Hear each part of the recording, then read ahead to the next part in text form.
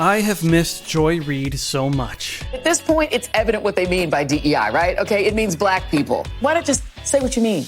You can't stand black people. We get it. We truly didn't know how good we had it until it was gone. Unfortunately, we do have a fascist groundswell in parts of this country, mainly among white men, let's be clear. Donald Trump is acting like a Nazi, talking like a Nazi, and now posting like a Nazi.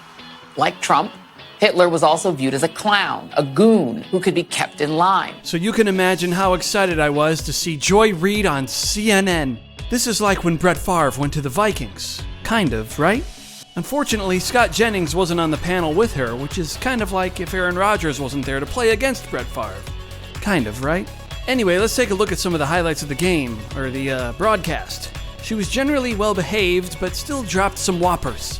Welcome back, Joy Reid. We missed you so. What Mamdani said that I thought was really extraordinary, he would be the first immigrant mayor of the preeminent immigrant capital in the United States, a city that is a sanctuary city where people are still being accosted at their immigration hearings. And so I think just symbolically, I think this is a message about people's revulsion in the treatment of immigrants by this administration. Donald Trump is president of the United States. His experience was being on The Apprentice. He's head of the Pentagon, whose experience was being a weekend anchor on Fox. Are you kidding me? He's got Dr. Oz is in his administration. Dr. Oz, you're leaving out something. Me? He's a 33-year-old socialist who's never run a popsicle stand. He's literally in city government right now. Sorry, after Donald Trump, I'm sorry, after Donald Trump and his Pinky and the Brain administration, no one ever gets to talk about qualifications Socialism. Again. What is your evidence that Mamdani would return New York City to the 1970s hellhole Times Square?